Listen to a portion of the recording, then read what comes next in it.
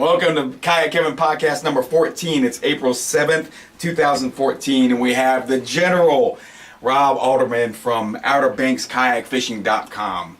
And I'm stoked to have you here because we've fished together before, and we know each other real well, and so it's good. I'm glad you made it up here for this, and and you said you no problem for you getting up here, so I'm glad you made it up for this, and hopefully we'll get you in here some more as the season goes, and as your season goes, and as our season goes, and we're going to talk about your season, what you do down there, and all that good stuff. And, services, of course. And of course, Lee over here, yeah. Wild crew. That's right. They'll probably get loud. Yeah. Let us know if the audio is too bad or too low. It's already pretty peaked out when you get that. We all talk pretty loud. Alright, cool. I'm going to turn this so you're not staring at it. Because Lee always had a problem staring at this. And if you want to look at somewhere, you can look over there. Usually we just look at each other here and it's all right. But for those who wouldn't know you, you've got a long list of stuff you've done. At least that I know of that you've done. You had a TV show, or you were a host of a TV show. Did you produce that also, or were you just a host of that? It was myself and one other person. Okay, so you had, and this is on the Outer Banks, where you had that's basically a good tourist destination for the most part, and most people coming down there, and you run the guiding service out there, but you did a TV show on all of fishing on the Outer Banks. Yeah, it was a variety show. So we did, pier, we did surf, we did free dive spear fishing, we did offshore fishing. So it was trying to really just touch on all aspects rather than your just everyday show of we're going to chase bass or we're offshore again, chasing marlin again, just in some other country. The Big Drum Pier Show. Like, I didn't really know. I mean, I knew who Rob Alderman was. I didn't know. I mean, we'd met at Sandbridge probably a couple of times. I'd fished down there, but I had just started drum fishing. It was probably my second year drum fishing, so I didn't know anybody. Nobody knew who I was or whatever. And I went out, fished the beach one day, and didn't catch anything, and I probably should have stayed there because everybody caught him there that night. But anyway, I had more confidence on the pier, so I go to the pier, and I get down there, and Rob is hooked up to a drum, and it was the night, Zing Pow caught several fish. Zing Pow. Young William. That's the first time you said Zing Pow, I was like, what? Zing Pow? And he said, because he's always Zing Pow. Zing Pow was catching fish. William Howell was catching fish, and I finally caught a fish that night. Anyway, so I woke up the next morning, and me and my girlfriend are there at the time. We're in a hotel room, and I woke up and turned on the TV, and Rob Alderman's pier fishing show was on. Mm-hmm. I was like, wow, that's a coincidence. We catch a drum off the pier on TV this morning. Let's go back to the pier. I had a blast doing it, man. I had a lot of fun doing that type of filming, and it kind of more for me a little bit because as we started doing more stuff offshore and with the boats and with the spear fishing stuff, I wanted to get in the water more. I wanted to be able to film in the water, and really that was some of probably the best experiences of my life. At one point we were offshore 50 some miles out of Hatteras, like 1,000 fathoms. So it's like, you don't know, that's a mile deep plus. Yeah. Yeah. And 6,000 feet is and we came across this log, and the log was huge, and we kind of just went by it because there was no boats. It had no pressure. And we were like, looked over and we're like, well, dang. I mean, it was covered up. And I slipped into the water and started filming, and there was just schools of mahi all around me. I'm like being able to just do this almost, Yeah, right. And it was crazy. I did it for like 25 minutes, and the back of my mind I'm thinking, this might not really be a good idea. These things are food for something. They're food for marlin, and the marlin had been getting smoked all day, and I'm like, oh man, I just don't want to be in the middle of this school of Spear marlin. fest. Right, exactly, because if he comes out of the deep, he's coming quick. Yeah. And so after about 25 minutes, I get in a boat. I hadn't been in a boat 90 seconds when about a 300-pounder went right through him. Woo! Yeah. I've And heard that one part of me would have loved to have been in the water to get that. Yeah, but the other part of me, how I'd already How much of that would you have gotten? I'd already You been don't in want to the get water the with business end. I'd been in the water with a white marlin, and that was pretty interesting, because I'm just trying to make sure I keep the camera between me and They it. say, and you saw on Pavaramo's show, they say swordfish will swim at the cameraman, try and attack the cameraman. It happened on the Pavaramo show several times in the same episode. Like, the same fish kept coming at the camera guy. It's shiny or something like that. Mean. With the camera. Top of the food chain. Yeah. Thinking that it's something, even if pissed off it's at the predator, top. thinking it's a shark or something, he's going to do something Chase it defensive. away, yeah. Right. He's all, he doesn't know what's going on with himself, but he's Yeah. big and mean. Swordfish are just big and mean anyway. Yeah. But yeah, Yeah. you know, so done the show, had a website for 10 years. Mhm. A good friend of mine and we were hosting like a 300-person striper tournament from the surf.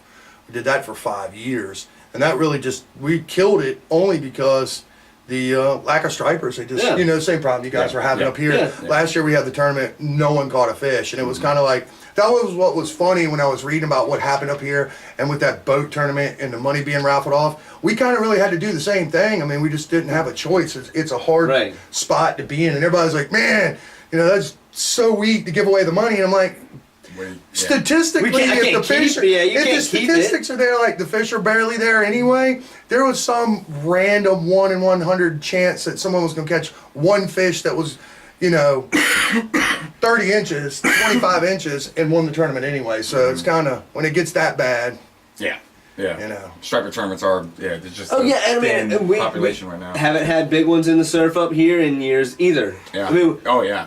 Yeah. you guys had them in the surf. That was a long You guys time had them in the surf like lastly. Mad, like, mad. Lastly, though, I mean the last year it was really good for you guys. We didn't have them in the surf up here really well at all.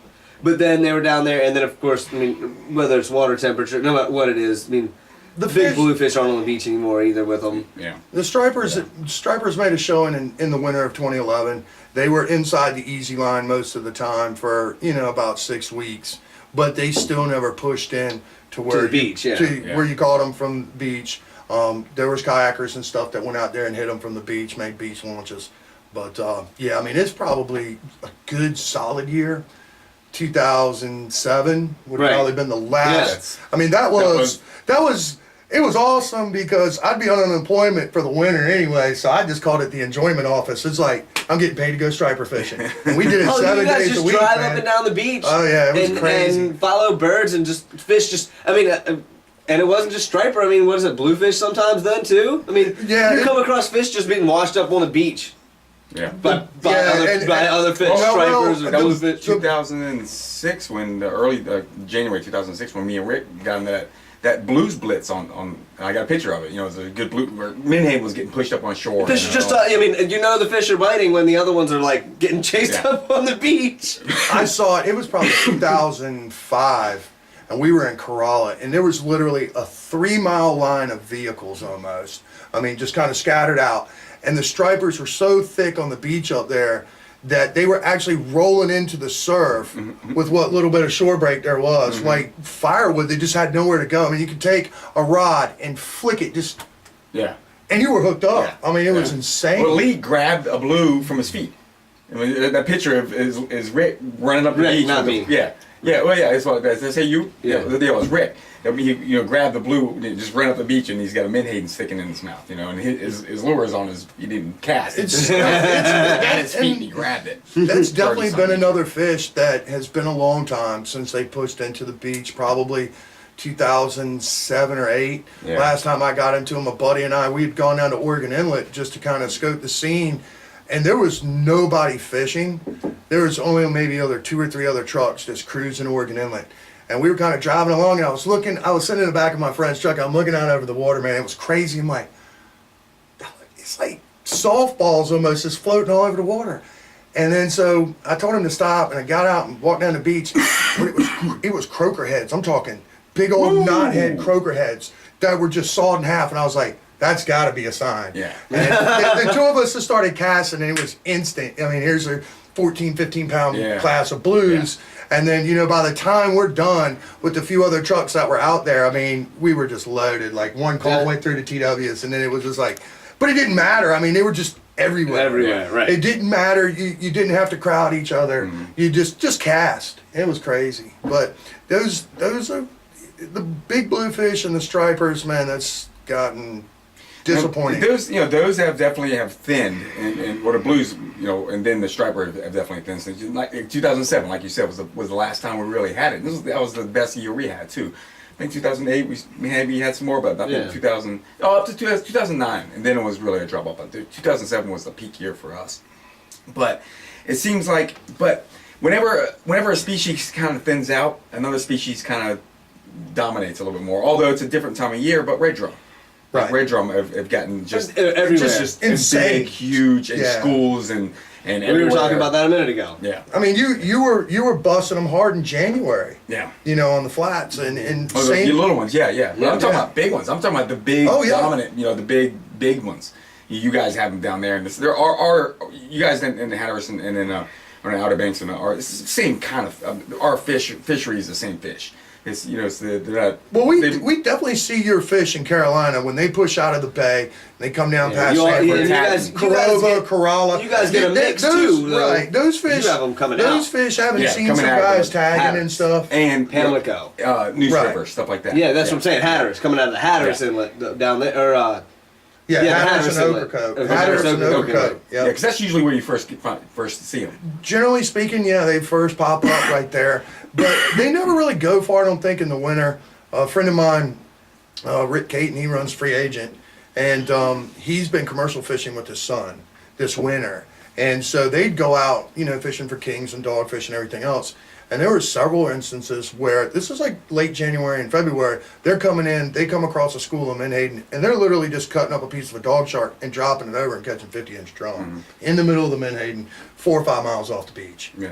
and if It's you know, wintertime. if Right, you and know it's a dead of winter. Caton, they're not going to stop catching drum. No, It doesn't matter how commercial fishing he's doing. He's Yeah, going to he- keep commercial fishing, but somebody's going to be catching if they're in a I mean, school of it- drum, somebody's going to be catching them like at that time. And yeah, he's Caton is- fish hungry for sure. Yeah, Caton, him and his, Patrick and Rick. Yeah, they're both ate up with it, but yeah, the red drum are solid. They're Yeah. real solid. I know there's a lot of people like in our state that would like to see them open it up to where maybe we can buy some tags to keep a bigger fish.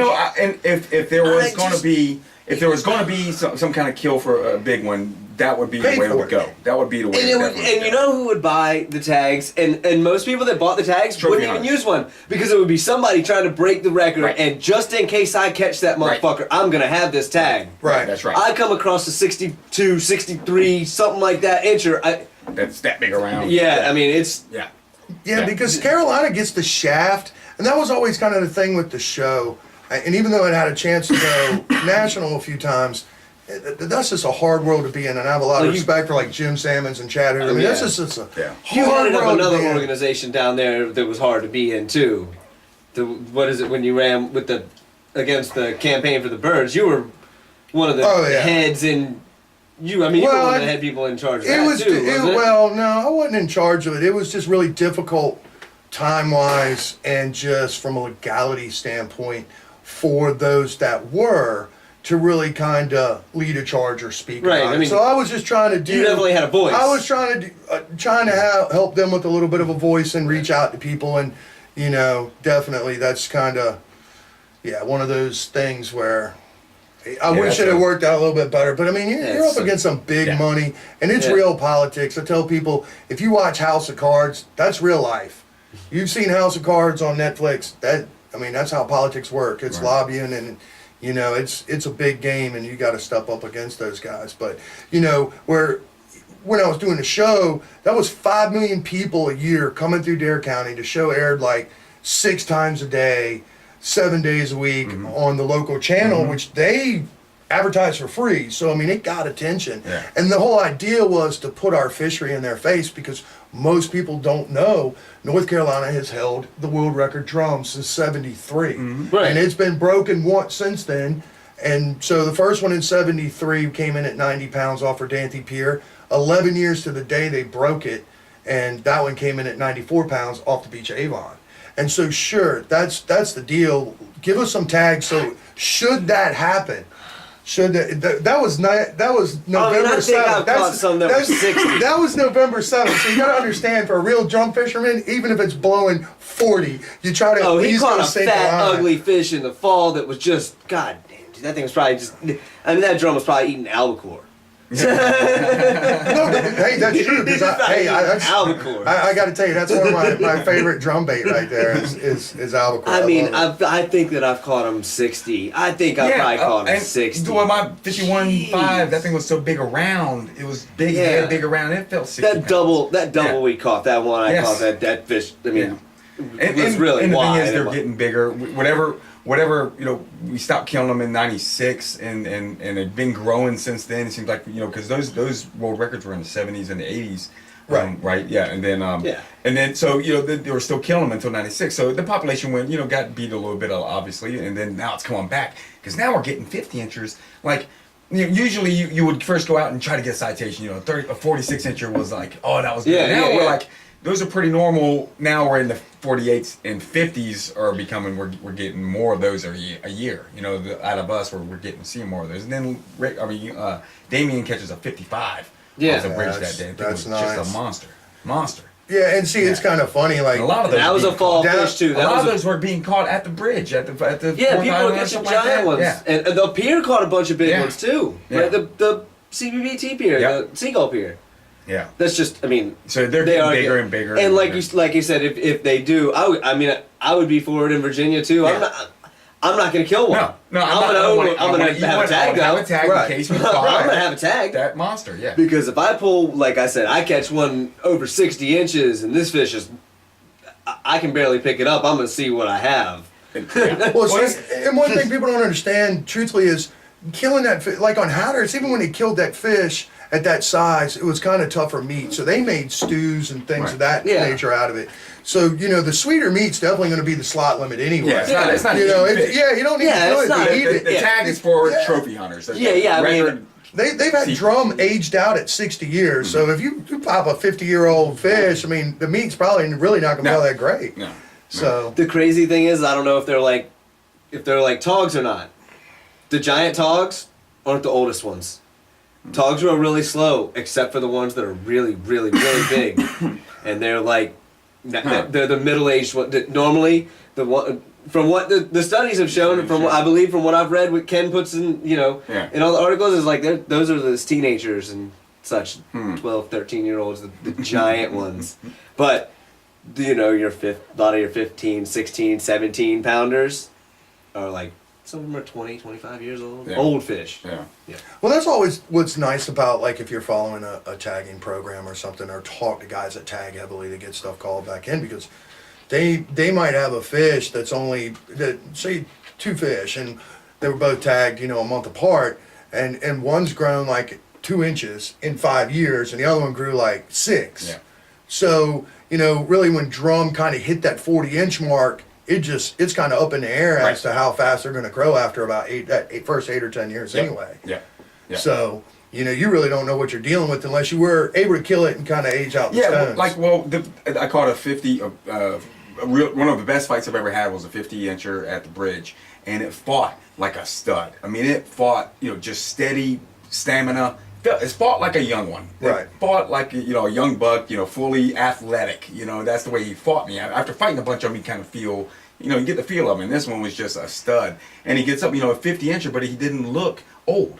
He had, a real clean looking, almost youthful look to him. So, I can imagine he's like, in human years, maybe a 20 to 30-year-old, you know what I mean? In his prime type of thing. Yeah. I definitely think when you get in those older fish, that's when you see that. He looks old. Yeah. It's Yeah. gray. It's got this gray color to him. Bruises. Yeah, and stuff. he's Was kind the of same. beat up. Dude, there's so many graphs up there. I don't know if those numbers I said were exact. But what I'm saying is the giant ones have not been the oldest ones. Right. Is Right. what I'm saying. And I don't know if that would be the same. Then Well, that, like I said, with that the giant croaker that dude caught Yeah. was not very old at all. Right. Well, like you That said, you with just that's- got when you imported said from Argentina. when you jump up to get the 40 inches or so, and they get to the adult size, they start to, Yeah. some can grow faster. Yeah. And that's my point of that 50-incher that seemed younger than Yeah. his size. Yeah, he's not just a big. Sometimes you'll catch a big giant one that's real bright colored. You know what I mean? That was Just like that real one. Then, bright then you bronze get the same looking. size, and they're beat up and kind of gray, like you Yeah. were saying. Yeah. But still, that's probably one of the best fisheries that we have. Wachovia is really good too, and you guys do a lot of that down there. We do, but you guys really we get really good sight casting action because of the way the water works down there and being closer to Gulf Stream and even the Labrador as it warms up. Well, see, that's Once they go And past the water, and gets there's too hot. been times where there's like 20 foot of Before you even viz. get to there, that's what's really interesting about the point.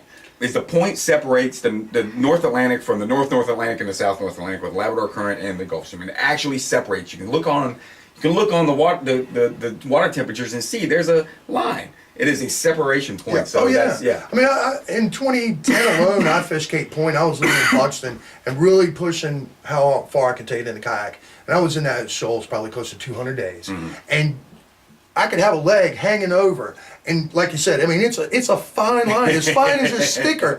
And you're 5, 8, 10 degrees warmer here and sweep, and you're like, oh my Lord. Yeah. You know, that leg hits it and it's like dropping it in a freezer. It's crazy. You know, sometimes how those currents were just opposing on each side, man, it's Yeah. crazy. Yeah. And But that is the big fish attractor of your area. That's what your it is. central point. You know? It is, and that's the thing, you know, especially down there around Cape Point. The funny thing is, and from a guide business, I understand, especially if I was running a boat with fuel, you don't see a lot of boats over there unless they have to be there. Yeah. But with that said, that area just, it holds so much fish because of this fine line. I mean, tarpons, drum, kings, cobias.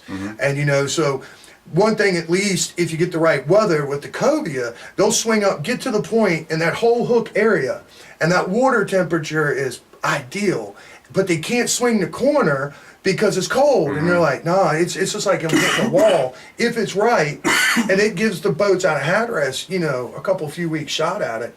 Weather's bad, they'll drive offshore. They'll find that 60-degree water, or whatever they need, 65, get offshore looking for the 70, and push right around us and come into the bay. And once they're in the bay for y'all and they're spawning, I mean, that's open season, man. Yeah. Yeah. You guys We are got an guys. extended season. Yeah, for- you. Right. you I mean, you last got the season. summer they stayed off of. Aaron Kelly caught them pretty much all summer last year Oh, yeah. down there, but the water stayed cool last year. Once the water gets hot down there, the fish are up here. The water we had such last year. I don't know if you looked at the charts at all, but the water was like cooler than normal for them down there, freezing along the beach for us up here, and then you got in the bay, and it was perfectly normal. Right. Yeah. Just Right. the ocean currents had the water super cold. I mean, our bottom fishing, wreck fishing last Yeah. summer here was terrible. Yeah. It was terrible. You know, some days you could go out and catch fish. More days than not, you go out there and water be freezing. Middle of the summer. Yeah, I think if people, you know, and especially we're both in the same situation this season, you know, with the trout, and you guys have trout. I've seen guys like Tim Morris and them already throwing pictures up, like, I'm on them. Haven't really seen that. I've heard you of hooked one? one or two guys, Yeah, I hooked a real you know, nice one stumbling 2 weeks across ago. one thus far, since everybody kind of started fishing in the backwaters here in the last month. But, you know, truthfully, the money makers for Virginia, North Carolina, for recreational fishing, and even, you know, from an inshore charter standpoint, it's going to be the cobias. It's going to be the drum right now. I believe that, you know, and that's where people need to be focusing. And if, you know, you're looking to do fishing, that's where you need to be focusing, you know. Well, you guys got the backwater. Your little reds are in the back, and Right. And you said the specs aren't too much in the springtime. That's more Well, no, fall they time? generally are, but at least as of right now, from the cold stuns we had, Just it's and it's not still a little exactly. early. I mean, I fished yeah. Wednesday, Thursday, and Saturday of this week, and just decimated slot limit puppy drum. You said, yeah, it's still early. It shouldn't be early, but yeah, it is early. I mean, it's early when Weather-wise. in the Outer Banks, I saw snow 3 times in a 3-week period. That's like more than they've had in 30 Just like years. that. Yeah, it's ugly. You dude. know, a couple weeks ago. So that, Virginia Beach got more turn snow by around- inches than Richmond. To turn around in 48 Oh, yeah? to 53 degree water and be catching puppy drum right now, it's early. Yeah. And they're chewing. I mean, it's not a lethargic Oh, these fish. things- These things are hungry. game on. When Well, they're tough fish. the too. water starts warming Yeah. up, they get hungry fast. Well, I've caught them like on the south end of Ocracoke and stuff from the piers and whatnot in 50 degree water, and the fish is lethargic. It doesn't have that, let me bang my head. A lot of get it times you on. want to catch more You're bait almost too. thinking like, I've got some kind of shark. Right. You know, he's just kind of dead weight to a certain degree, and you're not quite sure what you got. But you know, these puppy drum right now, it's insane. We're seeing hundreds upon hundreds of fish, you know, all day long, just school after school. You sighting them? Oh yeah. Yeah. Water's clear. Winter Yeah, clear I mean, still. in a lot of the water that I'm fishing in right now, it might be anywhere from like 30 inches to 48 inches. Mm-hmm. And the schools are so thick, they're pushing the water. I mean, it was blowing 15 miles an hour on Wednesday when I was fishing, and I could see them pushing water like you would imagine on a calmer day. This Like is you an might open see getting invitation, pushed folks, by the way. by finger. You would see moving water getting displaced like this on a little bit calmer day by big schools of finger mullet. But these are puppy drum pushing water, and I'm looking against the wind, dang there against the glare, going, oh, that's a school. Yeah. Game on. Yep. And We see it's it crazy. looks like a shoal. I've seen it Yeah. where it looks like a shoal. It's like, that's not a shoal. The shoal's getting closer. Yeah, the shoal's moving. Right. Exactly. And yeah, so, that fishing right now is going to be great. The question that I'm finding right now is going to be generally at this time of the year when we do start catching the pups. It's last year's spawn or maybe a little bit or older. So they're like 16, 17, 18. Mm-hmm. And you catch them all spring long, catch them, pick at them through the summer, show back up in the fall. That class of fish now is in its 20s. Low Yeah, like 21. Well, these fish here, 2 inches. and I never caught a fish below 20. They all averaged around 22, Oh, 24. then your fall fish And are gonna be real nice ones. Yeah. The fish 24, was 28 25 inches. inches. Yeah. The bigger ones were 28 inches. Oh, And I'm yeah, like, you're wow. going to get. Yeah. You're gonna have 30, 31 inches in the fall. Oh yeah. It's been a while since we had. Yeah, and we haven't caught. But I mean, when we caught them, Yeah. we caught them everywhere Yeah. we went, just about. And then all of a sudden, like sometimes that year we caught giant ones, and sometimes that year we caught them like 12 inches. yeah, like some of them weren't even that. But those are the ones that are. That was the same year we caught the 31 inchers, the 32 inchers Yep. on or up to 34, 35 inches sight fishing. The ones we were filming. Was the 2010. ones we were filming Yeah. were the same. That was the same year we were pulling in and tagging 100 Yes. baby ones. Yeah. You know what I mean? Yep. Just in the morning. Yep. Just because you could catch them on every cast, so we Yeah. go in there and tag 100. Yeah. And then these were These fish definitely in the fall are going to be a healthy stock, Mm-hmm. And I think fall fishing for these with these numbers are just it's gonna be hard for them to go somewhere. I mean, people can keep their one fish limit in our state, and really it's only one. it's only one fish. One And once slot? again, that's when people freak out. They're like, man, there is overwhelming amount. We're allowed one. Yeah, I mean we can keep 3.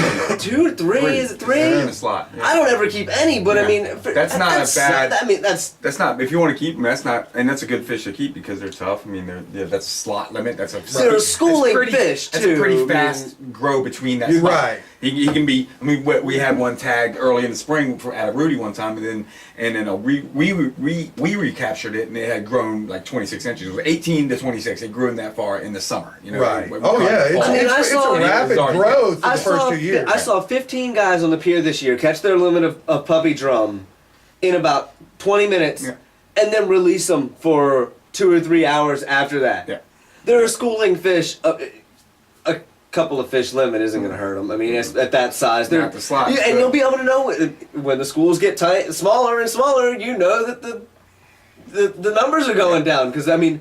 The way we're seeing them in schools. You're we not also- seeing we also- Oh big yeah, fish here yeah, and there. We also no. get those generation gaps too with the numbers Yeah. too. I mean, those that are grown into past the 20s into the 30s, they move out and the next year they move into the 2 years big ago, guys. they said the spawning class was bad. Well, it's been 2 years, and the puppy drum are everywhere. Yeah. And they're this size fish that we're talking about right Yeah. now. After 2 years, and they're everywhere. Yeah. Well, it'll still So- be another couple, maybe a month or so, and then I think we'll have a better idea because we should be saying 15, 16, 17s right now from anything last year's spawn.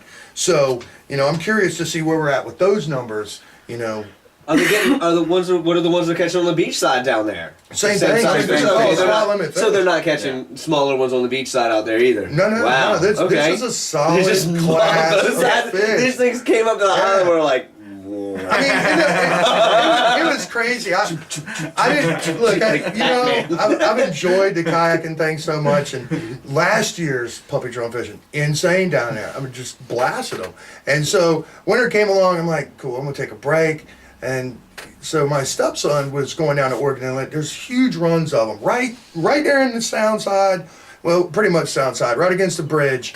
And yeah, so I was like, I'm gonna go down there and get some pictures and stuff and hang out, take a look. So I was on the catwalk. Everybody's down right there below me, And I'm watching these knots of black just move through the water. Okay, And everybody's running, just- Well, they'd swing in, they cast. Everybody would pretty much hook up.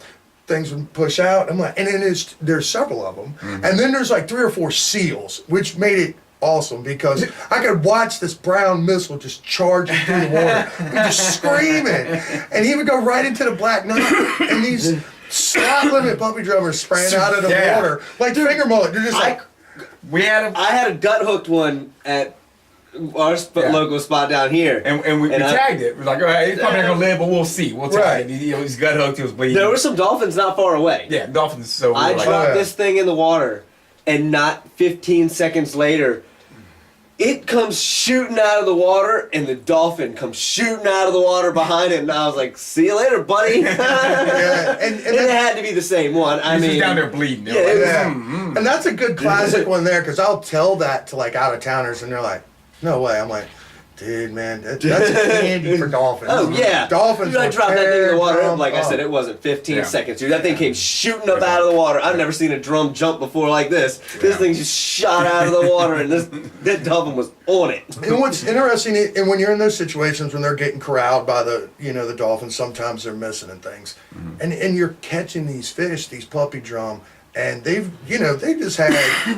20% of their body cut out of them in the rear and their stomach or something, and they're still feeding. I mean, they're hardy. I've seen it at Cape Point where a shark's gotten a hold of one, and it's probably been a couple days earlier, and it's already trying to just, not necessarily heal, but it's not a fresh wound. And I'm like, this thing is like been eaten, and it's still feeding and fighting. You wouldn't know from the fight. You're like, wow, really? I caught a 48-incher at the bridge that had his gut. Been about a week old injury. Gut had been like ripped, like a shark missed him. A shark missed him, or somebody missed him with a friggin' spear. Yeah, and he's not laying there sick, dying out, feeling sorry for himself. He's like, I'm going to eat. Yep, this one was full on, took a bait. And that's why my comparison. I tell people if they know the difference, it would be almost like a snook. I mean, snook pound for pound is like inshore amberjack. 6 pounds on light tackle. I mean, it's an incredible fighter. Or a bonefish. Bonefish especially, man. Bonefish just crazy strong.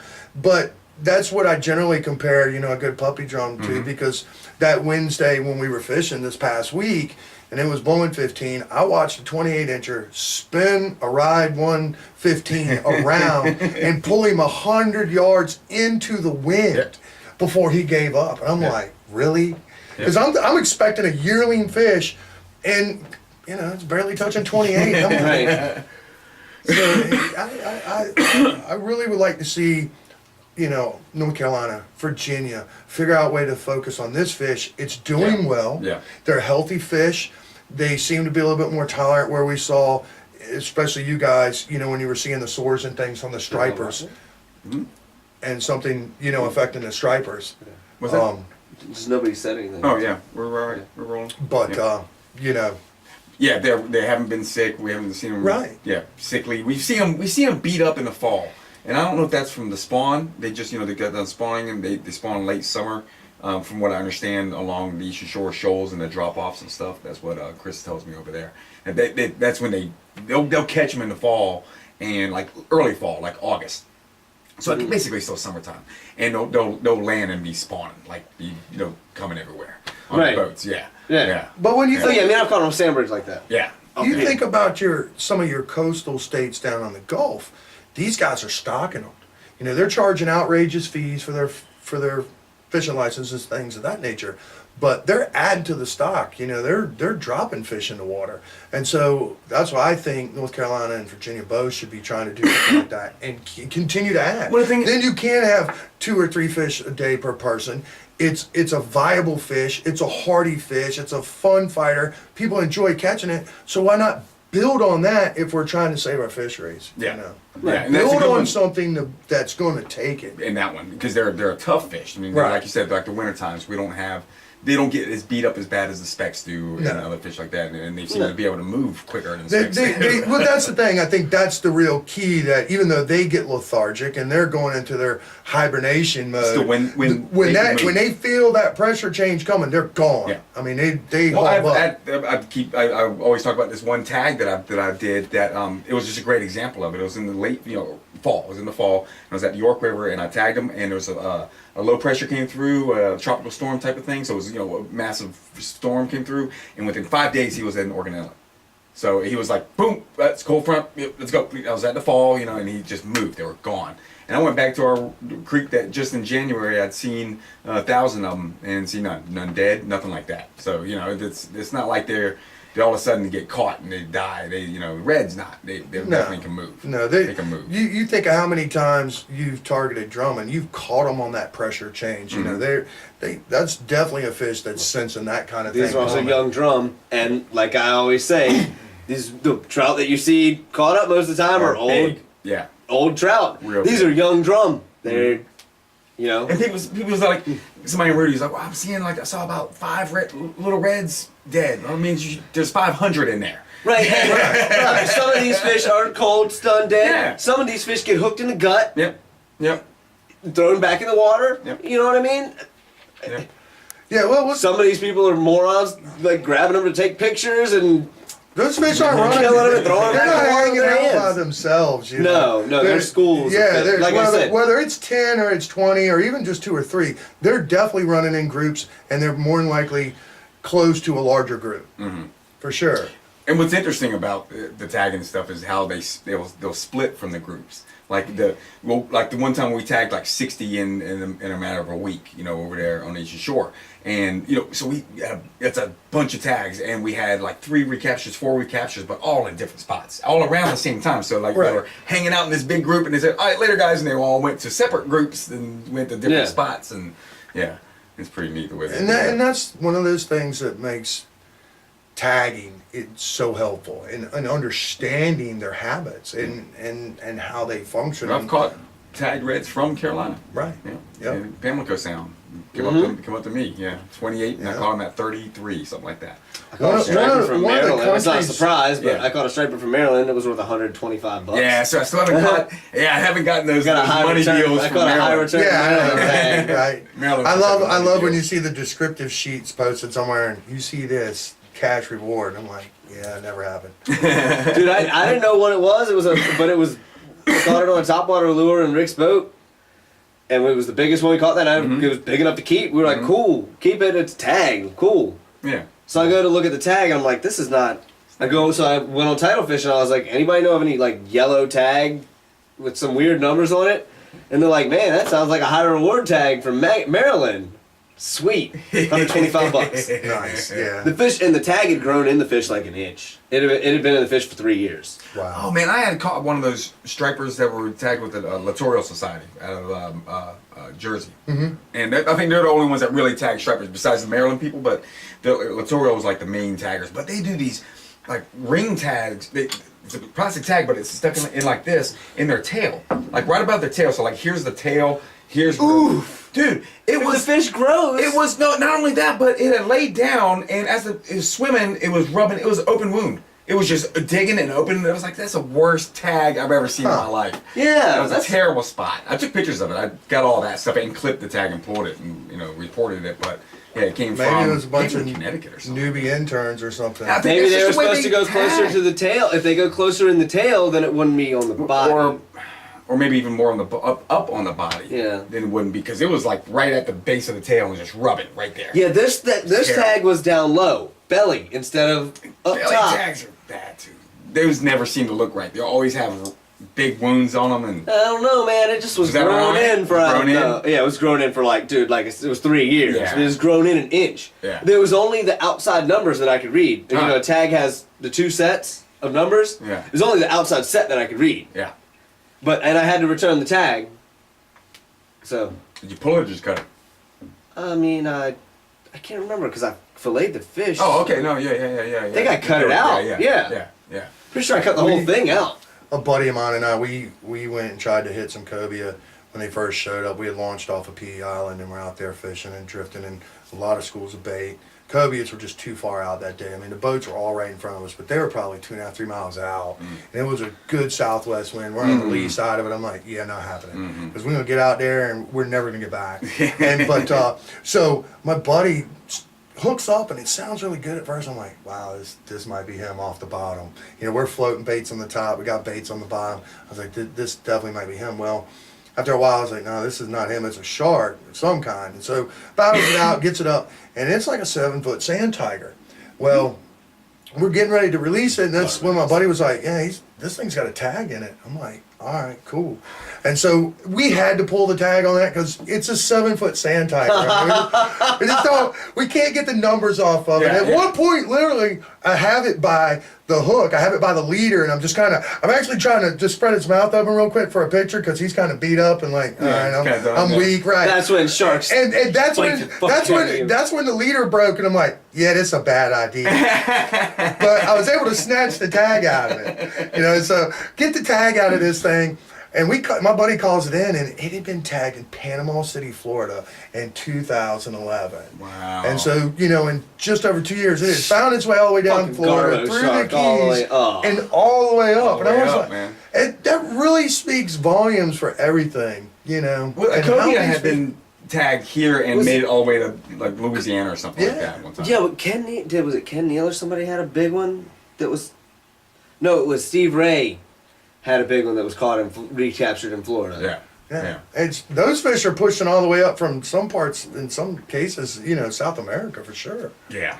They're coming way up. Then, right now, you've got a few of those fish showing up way down there, down south. You guys at Ocracoke off the wrecks. Who was it? Got them last week. One boat got them last week, and another boat got them like 2 weeks ago. But those are not guys driving around sight fishing, looking on top down at Ocracoke this time of year. No, those fish are coming off from wrecks deep in the water. They're jigging. They're catching amberjacks and everything. But I mean, they had good numbers. They almost pretty much turn into a residential fish that can find that perfect temperature where it can maintain 55, 60. Yeah. You know, and it's maintaining down there, and like everything else is just kind of hibernating. And then, you know, temperature's warming up. The albacore are pushing in. Something swims through, And then it's like, okay. Yeah, and because so all those jigs or whatever they have down there. New. Yeah, no, I mean it happens almost every. But that's the start of it. The start of the cobia really is when you first hear of those guys down there, and you can figure it's a few more weeks because those fish are in deep water. Yeah, but they're biting. The earliest I've personally seen them was the first week of May.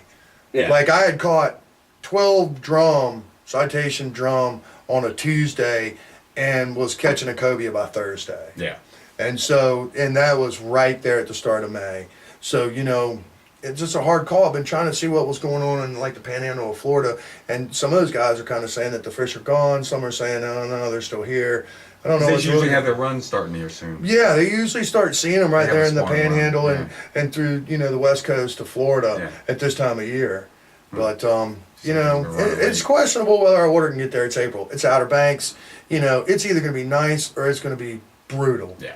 And when it goes brutal, it's going to be northeast and northwest, and it's going to keep the water temps down. So, you know, we can hope. But looks like this next week it's going to warm up a little bit. It's going to get south winds, so maybe that will start. It looked like we were going to get some southeast in there. You know, that's always good, driving in Gulf Stream water. One of the last sunny days we had when it was warmed up last week, I looked at the water temps, and up here, Wachapreague had started to warm up, and that's the first flounder spot. But that's a good start. There's a lot of shallow water up there. You're getting a lot of sun this time of year, dark mud. It's warming that water up, and it starts to flow through, and then the next tide cycle warms a little bit more water up. Spreads it out. I mean, it's if you watch it pulsates. Yeah. It's like a flower. It's blooming out from the center for sure. Yep, it comes in and the tide. Hopefully these next couple of days will stay. I've always noticed, and I did it even when I was bass fishing back in the day. It really matters. Your nighttime temperatures matter a lot more than your daytime temperatures do, because that sun is going to shine during the daytime. If it gets to 30 degrees in the 30s at night, you're low 40s at night, 30s at night, man, it just sucks everything away. But once you start staying in the upper 40s up into the 50s at nighttime, the water really gets a chance to start moving because the water's already at 50. So 50 isn't going down. It just goes up during the day and then stays. Yeah.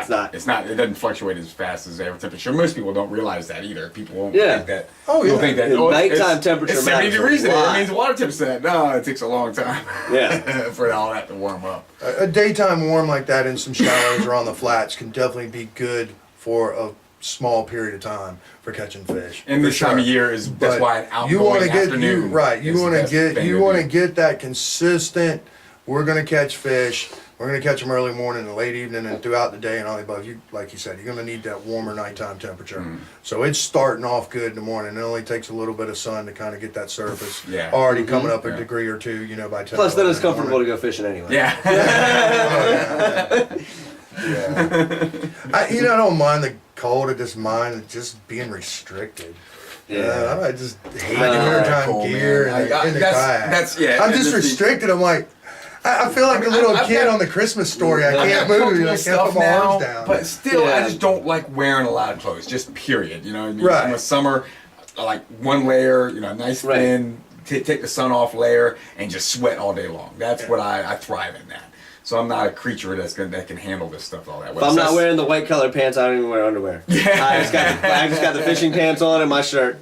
Yeah. That's it. That's a great visual. As the buckle breaks. I mean, I came up here a few times this year and hit the HRBT. Did real well with the schoolies, couldn't complain. But it was kind of split, like a couple of those nights were semi-pleasant evenings, caught fish, no problem. The other nights we were just freezing. Yeah. And it's miserable. And layer upon layer and just, God, this sucks. Yeah. I want to catch fish, but, man. I know, I want to go camping as soon as I can, but I'm a real puss when it comes to that shit, man. When it's cold and camping, I'm not good with it. I don't have. Yeah, but still, even then, you're gonna have to carry even more stuff to stay warm. Yeah, I know. That's the thing. A thicker sleeping bag. 45. But We still go an hour 15 before we take a break. Yeah, because I haven't gone on the offshore mothership and trips. We haven't talked about anything. None of that stuff. Yeah, we're still on inshore. So it's still got to pump. By the way, all of his fishing. This is an open opportunity to go fishing. All you have to do is call him. He's a guide. Yeah, guys. He's not just one of our pals. He's a guide. Yeah, he runs a service down there, and the guys up here or guys from Richmond. I mean, especially the guys that say you see it all the time. There's guys that don't have the time to spend all that time on the water. If you don't have the time to spend all that time on the water, that costs a lot of money to spend all that time on the water. Take the money that you're not spending all that time on the water, and go on a guide service trip. Yeah. Go fishing with somebody that fishes every day. If you want to really go have a good time and catch fish, and have a good shot at catching fish, fish with somebody that does it every day. Somebody that pays attention to what they're doing. Yep. You know what I mean? And it's worth your investment. Yeah. I mean, you invest so much money in your fishing tackle and so much time. You want to go. We understand. I mean, you got family. You got a lot of stuff going on. Yeah, but it also takes time learning the fisheries and getting it to where you have it dialed in. I mean, that's the hardest thing is just going where you caught fish last week ain't gonna work. It takes years to develop. I mean, just all the changes that happen. So even with these changes, you have to know the fishery from before the changes happen. So what happens with the changes? I mean, it's the science behind it. He's looking at the weather for next week. Yeah. He's trying to figure what am I gonna do next week? Yeah. So if you don't have, like you said, people always say we don't have time to learn put the time. And you see this all the time. People are asking, and they say I don't have the time. Yeah. That's what a guy. It costs a lot of money to have that time. Take the money you're going to spend in that time, and spend it on a service like Rob's, or we've had Mark in here. If you got to fish in this area, we've got Mark in this area to fish with. And Zavisa. Zavisa doesn't do that much fishing. Yeah. The way you're going to catch your reds here is going to be different than when I do there, and so forth and so on when you get to Georgia and Florida and Louisiana. Everybody's technique is going to be a little bit different, and what they're using is different. And sometimes you don't even have to go far. I mean, Berkeley Gulp works where I'm at. Mm-hmm. I mean, it works great. Put Berkeley Gulp on a popping cork, and you don't know what's coming up. It could be a nice trout, puppy drum. And that stuff is like, it's magical. Blow toad. You take you drive a few hours south of me and go down to Surf City and Topsail and take a gulp, and they're gonna laugh at you. They're gonna be like, gulps won't catch anything here, and they don't. I've tried. I mean, I've been down there a few times. Like, man, this doesn't They work. want those baits with They good want Gulps live do not baits. have the best presentation. Live baits and mirror It's lures because down it's there. clear as hell down there. Yeah. And it's Topsail like- is super clear. Yeah, they're It's like, they're not 15 having visibility. it. And when I come up here, It's crazy visibility. now. you Yeah, could no, use no. crab like you guys use here on the Outer Banks, I'm sure, but it's just not something you see or do. And so, you know, coming up here, that's once again a different aspect of drum fishing, And we everything also changes. have junk And so I'm too. seeing more people that are It's booking to because just know the area. The crabs here, when we have a big population, so they're Right. feeding on them. I mean, when they're shitting, they smell like crab. Right. And Yeah. those And- drums are eating those things.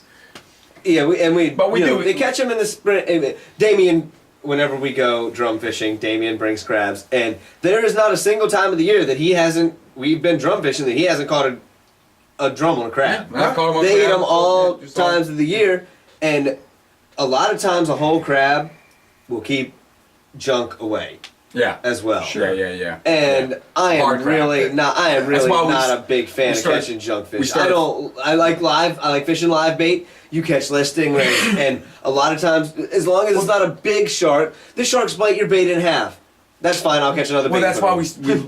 we quit also using peelers because they just started getting beat up by crabs and everything get eaten. And every So, time I yeah. put a peeler down, it gets eaten by a friggin' conch. Yeah. Conch. Dude. Nice. Dude, I've been twice where I've Yeah. been sitting there drum fishing, chilling, 15, 20 minutes, At the reel end my of the bait day, up, yeah. reel my bait up, completely engulfed by a conch. Nice. To the hook. The To the conch hook. gone, eating the Yeah. entire bait all the way to the crab, all the way And to you the never hook. felt it once before you reeled it in. No, No, it's man, You gotta love it. You gotta It's on love the it. bottom. Yeah.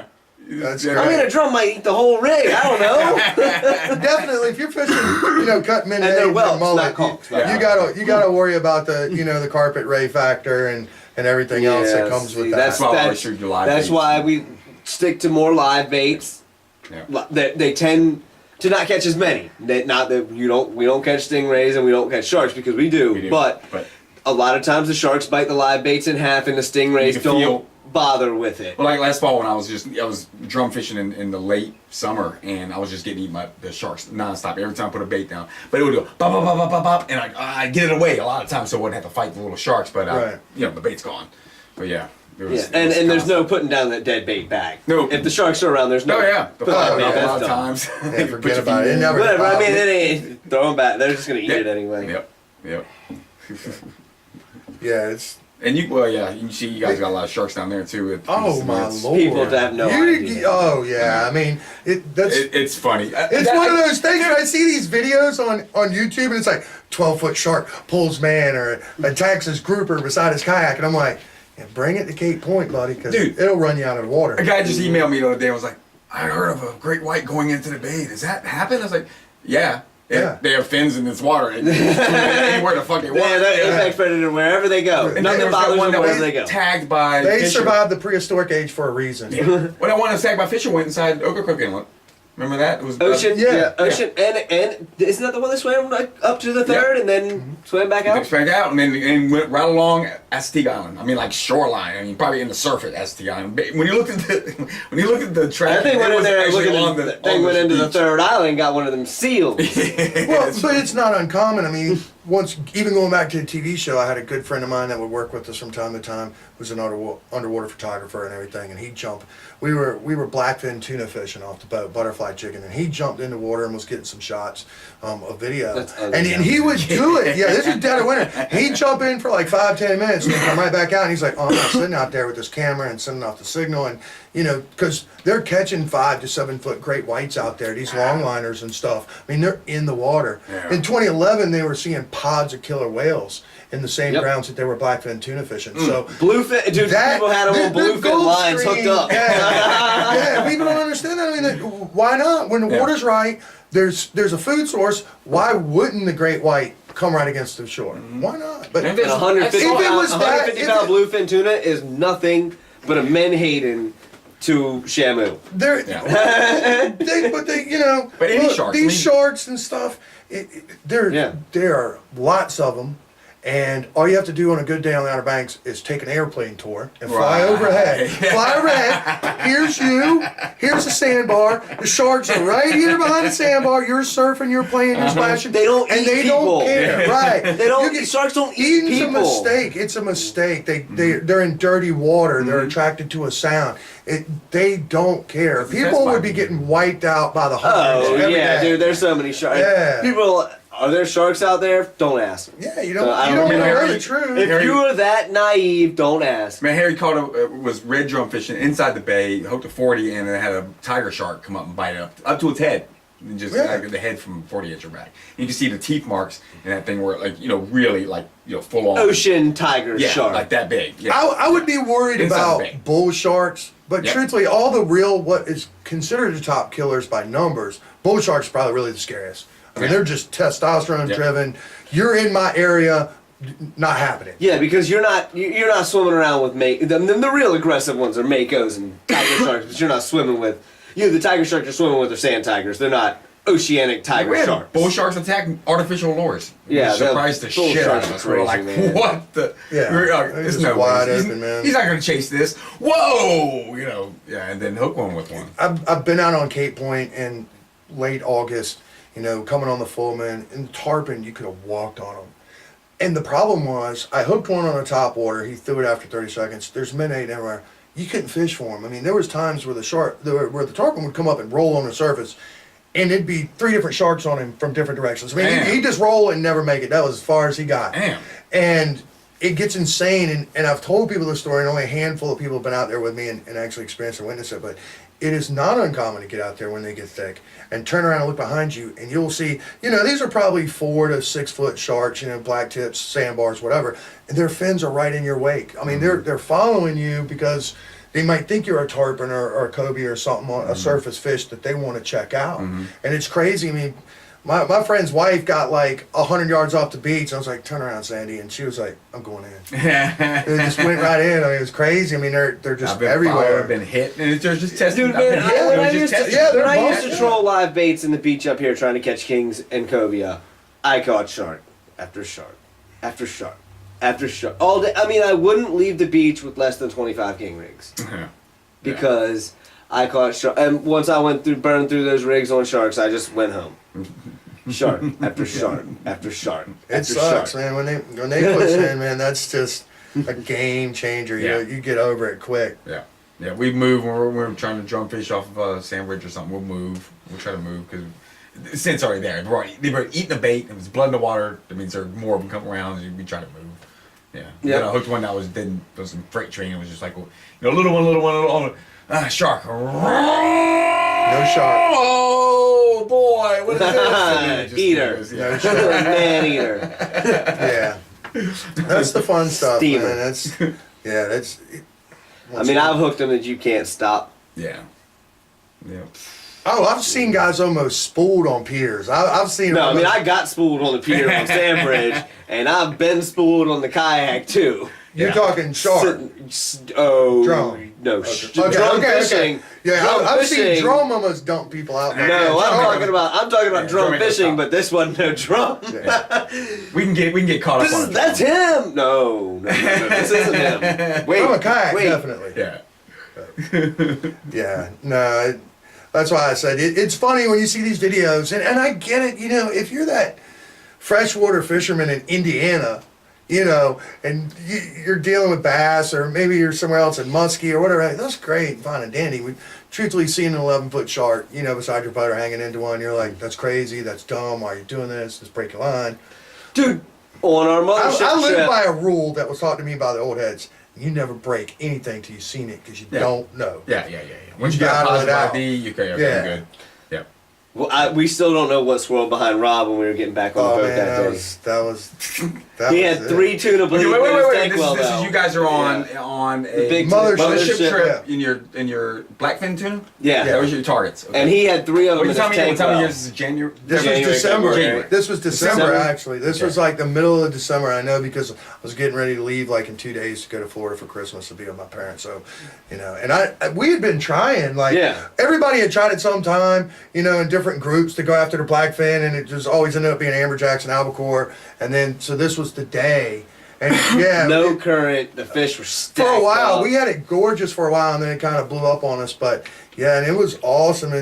And you know, it's Rick, and Rick's always writing or has something that he can do. And so we were kind of talking. I was like, well, Rick, I want to get some pictures, you know, myself of us loading, and we'll share. Blah blah blah. And he's like, all right. So I just kind of hung back. I had like 2 albacore and 2 blackfin. What I do is I get him right in the boat, and I just smash them. I just beat them, senseless, right on the side of the boat, and then just shove them in the tank well. And I did that. Everybody's loading. About halfway through, I think Matt was already on and you were on. We're waiting for Rick. Yeah, because I was standing on the boat looking back. And this blackfin tuna's back there. All of a sudden, he just gets like a second wind. He's like, and I'm like, and it's really loud, and I can feel the vibration, and I'm like, this is not good. I'm dumping blood out of the scuppers. Now it's making noise. Yeah. and they're loading like Rick's boat, like it's the last boat going. I'm like, and then it was like, You're shooting. I'm just taking pictures. I'm just taking yeah. pictures from the kayak. And then it was like someone dropped a Fiat out of a damn airplane, dude. I mean, it was like boom, boom. And there was just a hole behind him. Yeah, and I mean, it sent a shudder all the way down the boat, up my spine. I'm soaking wet, water's dumping. And I'm looking at everybody on the boat, and they're like, well, we couldn't tell you what it is, but we see the shadow, and it's big. And I'm like, all right, well, probably time to go in now. You know, It was big. Let's move. You guys don't mind. So, I mean, but you know, I don't know. I think that comes with the territory. We're all fishing in areas where that stuff comes, so I just don't get wound up about it. You know, not until later, not until you're off the water, not until you reflect on it later. That's when you go, whoa, that shit was crazy. But when it happens, you just gotta go. We gotta maintain. You go, whoo, yeah, and then okay, let's keep your head screwed on. You can't freak out. Get that little bit of a whoo, but don't let it go. I can see how maybe something like that can make somebody just go freeze right up. Yeah. Oh stop. yeah. Yeah, because that was that was my thought. I was like, because it instantly. Don't tell me he just came around once. I mean, he's probably coming back. That's your initial thought. Like, this thing is definitely in the top of the food chain. It could have been a tiger. It could have been. You go from big shark. Well, that's what happens as a person in that situation. You go from being a man, you're doing your regular thing, and all of a sudden your life is threatened by a wild animal that could easily take it from you. Easily. Yeah. So all of a sudden you're anything goes wrong and you're in his water. Yeah. And so it's a crazy, like, humbling, real frightened, humbled, but we have experience in it, so we know we know what to do with it. But if you have experience and you actually know what's going on, after that, my next one, I caught it and I rode it over to the boat and was like, "Here you go, put it in the well." It was bad. I was at one point, like Matt, even like I asked Matt, I said, well, let's get a picture with you in a bluefin, and I don't know what he was thinking. Oh Matt, my God. Matt spins around too far in the boat and flips it. Yeah, he's got these and I'm tunas. watching all these tunas going like this below, and I'm like, oh man, we need to get He's him out of the got water 2 in quick. his tank well and 2 in his lap, and he goes to turn around and stack them to take a picture, like Right. 2 here and 2 Right. here. Bloop.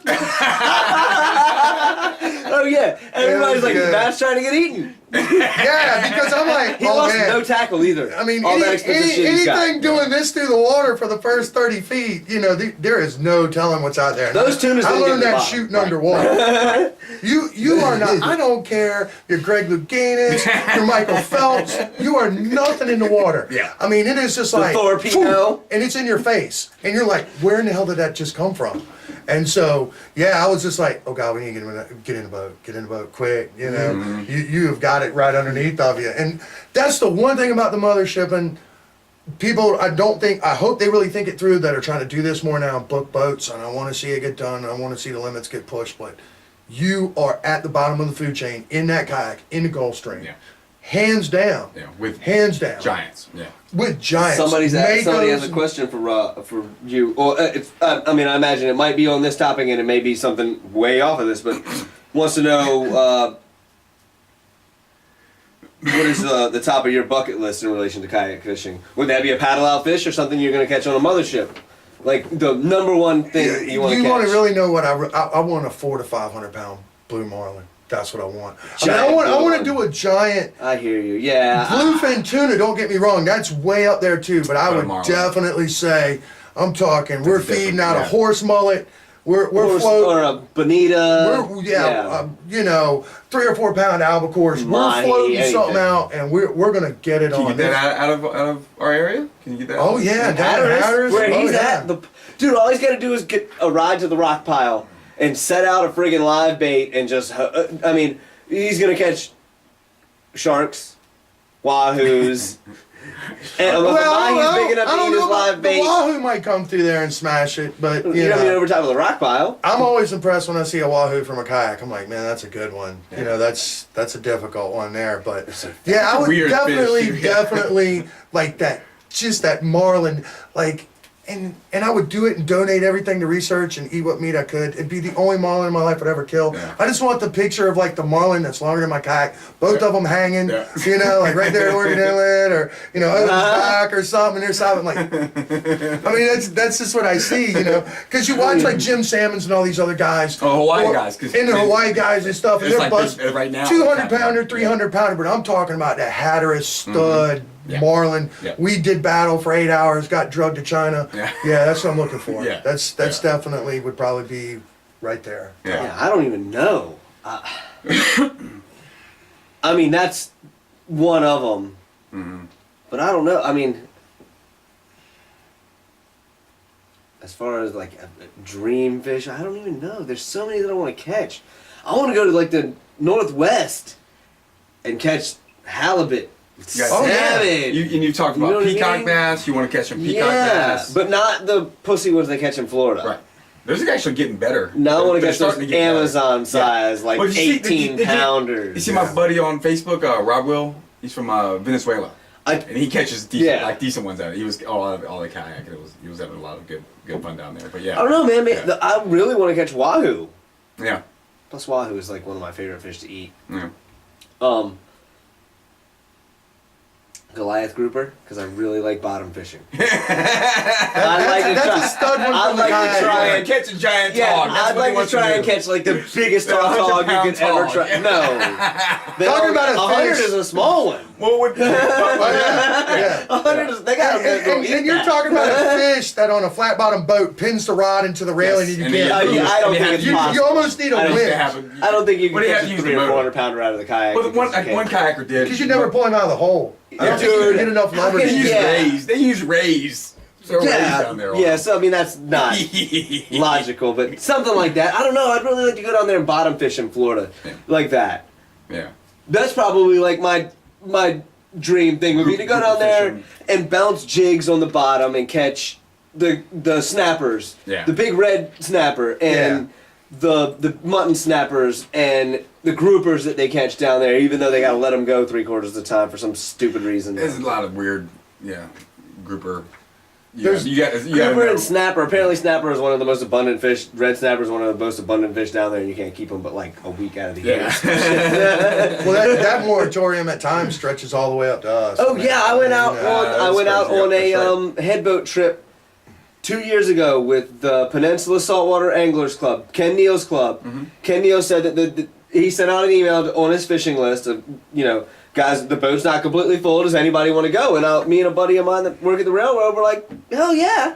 I mean, it was nasty, dude. We left out of Hatteras Inlet, and who runs that boat? Miss Hatteras. Spurgeon stuff. Spurgeon. And he's wide open. He comes over He's the wide radio open. and he says, "All right, folks, we're gonna come around this inlet here, and it's gonna get bad, and then it's gonna get worse, okay, and then it's gonna get better for a little bit, and then it's gonna get real bad, and we're gonna be fishing." And that's exactly how Spurgeon's going to tell the He story. said it's gonna get really Yeah. bad, and that's where we're gonna be fishing. This fool drops the anchor in like 6 to 8 footers, dude, in this headboat, because there's not a lot of current. so everybody on both sides can fish. Right. But it's just shit. Yeah. Oh And my God. that's Spurs. And His boat's big enough to do it, you know. So the bottom fishing regulations were in right then, so he couldn't go 5 miles from there and catch tile fish. Right. Sea bass was closed, so we couldn't keep any sea bass we caught. We were basically fishing for blue beeliners, which is the little snappers, right? small snapper. Small snappers, beeliners, triggerfish, and what else do they catch down there that you can keep that time of year? I can't remember. Is it another snapper? Is there 2 little snappers? Little red fish, the little red vermilions. Vermilion snapper. Vermilion Yeah, snappers. okay. We were basically fishing Vermilion. for all those. And we didn't catch, the whole boat didn't catch but 2 or 3 great triggerfish. But almost like 3/4 of us hooked up. And several of us caught amberjacks. I mean, and some people kept the amberjacks. But most of us, a lot of people on the boat hooked red snapper and caught them. I had a couple red snapper all the way to the top. You couldn't keep them. So I get them to the top and they're like, we'll get them with the net. And I'm just like, well, whatever. Your hooks are going to straighten out anyway. Just straighten the hooks out on the headboat rig. Yeah. But I mean, it was crazy because we were out there and the bottom fishing regulations were so stupid. And he's like, these guys out of Oregon Inlet, he's like, the problem is the depth. He's like, I have to catch my tile fish, my muddy bottom is Right. until I get to this deep. And I Like, can't it's take like you out there and go 280 fishing. or 250. Yeah, and he's like, the guys in Oregon Inlet can go to 120 feet, 130 feet, and they've got this mud bottom, and they drift across it. And he was like, and I don't know if that's the exact depth, but it was not that far of a difference. But his bottom fishing was over the line, and just north of him, they could go out, and if they were having a bad day bottom fishing and stuff like that, they could just go tile fishing, and they could. So I mean, the fish were that It close was- to it us, was that we couldn't all even go. on There were water no depth. dogfish anywhere. It all hinged on water Yep. depth. That was the It was moratorium. crazy, Depending- but. I want to say it was like 250 feet. But I You mean, couldn't that was exceed one of it. my favorite things. Those snapper were so much fun. I'm not the biggest wreck donkey fan, but if that's not all you're catching, they're really fun to catch mixed in. yeah. You know what I mean? Like if you go down there and go to work yourself, and we went to the South Tower this year in Rick's boat, and it wasn't a mothership, but we took it out there on the 4th of July, and nobody else was there, and we all day long caught them on topwater lures, and it got to the point where I'd be like, man, I'm done. And then you go sit 5-10 minutes, you're like, you know what? That bite was too fun to watch. I should take these hooks off, but I'm not. And just throw that thing out there and just to watch it. Yeah. Yeah, And then you're hooked back it's up. one of those fish. I mean, he just eats. He's powerful. But I mean, do so, the same thing as with far as albacore. what I really could like fish to them do- every day for a month and never Yeah. get tired of catching them. Truthfully, Yeah, so I'd really like probably just to like to go down there and bottom fish like that. If at anything, not a specific fish. Like I said, a specific fish I'd really like to catch wahoo, but what I'd really like to dream to do is just go down there and bottom fish. I mean, it's an obtainable dream too. Yeah. Because I don't even watch like what they catch inshore in other countries and stuff like that. I have no idea. So, Yeah. like, man, a rooster fish would be fun. Yeah. That's mine. But That's what my dream fish should be. And paddle out because they're right behind the surf. Yeah. which is a South American I like that. amberjack. Yeah, well, Yeah. I like that behind the surf thing. I like the fact that Plus they it's might pretty and he pull likes you that. in. Yeah, that pretty fish. Yeah. No, And they look I'm like- with you. I'd love They look to like catch they're these like fish. they look like they'll bull rush you. And They look Right. like they have sharp tails, so it's a fast, speedy one too. But look like they'll still have enough power to kind of get look like a red drum mixed with a jack Right. fight. That's what Right. it looks like to me, just by the environment where they. It's where a they jack. hang. It's a jack, man. But But, it's- of but course, it's you in got two shallow- different. shallow water. It's kind of a in between shape too. It doesn't have the yellowtail jack shape Right. or the amberjack Yeah, shape. it's a jack. And it doesn't have the exact shape of like your crevalles either. Yeah. You know. It's more of a dolphin-headed looking thing, but with a Then I thought of another one, a permit too. I'd really like Yeah. to catch a permit, Yeah. especially like one of these 25 pounders, just like a flat water 4 foot deep giant sheep's head. Not called You know what I one. mean? I haven't got one from the Crazy kayak. fucking just oh my That is a god. very good way to put that. Yeah. I haven't caught one from the yak. I've caught one from a boat. Another, once again, pound for pound, Permit? Oh, shit. ridiculously powerful fish. Yeah. Yeah. Down in the Keys. I mean, they say Yeah. that about Just- spot, dude. If a spot got 10 pounds, it would take an 80 wide to catch him. You know what I mean? Things are so strong, it's ridiculous. You just, that Florida, I think that Florida thing, the tarpon, the bonefish, the permit, definitely. That should be on everybody's bucket Yeah, list, truthfully. yeah. I mean, because each one of them pound for pound. And once again, you look at a bonefish, it's like a weak schoolie striper. But he is strong like an amberjack. I mean, they're just powerful. Did you ever snag giant mullet? Oh yeah. Giant mullet are super, super strong, and a bonefish Kinda looks kind like of that. got that. Except for Torpedo the shape. blunt head. Torpedo shape. But he's like Yeah. torpedo-shaped Yeah. body. I mean, and I've snagged some big mullet on accident, and I mean those 3-pounders You're like, will really what in the do world? work. Yeah. They'll really work on you. Yeah. Coming up on 1:15, we can So- either take a break and then go into part 2, or run it out for another 15 minutes. And we got any more questions on there? Anybody asking for some stuff? We've no, kind of gone the only- everything, but The only still got question some more somebody stuff. has on here is We can take a break. yeah, Go a little bit longer. If you go for a little bit longer, you can Oh, go a little yeah. longer. We still got some Yeah. more stuff to talk about. I'm good. That's Oh, fine. yeah. That's fine. You haven't even said anything in an hour. Yeah. No, I'm just enjoying it. I'm just, just like everybody else is. I'm just like, just stories. Yeah, it's weird. Nobody said Yeah. anything on here tonight, but we do have one question about buying a new kayak and when the demos and stuff are coming up, and we can do that in the second section, and from there, God knows what we're going to talk about. Yeah, and we'll talk about a little more up down there and stuff like Yeah, that. because he's got demos and stuff. I don't know where this Yeah. guy's from. So. All right, we're going to take a real quick break. Don't go anywhere. I'm just going to put it on audio off, and we're going to take a pee break and everything like that. All right, so hold on. We'll go to part 2 in a little bit.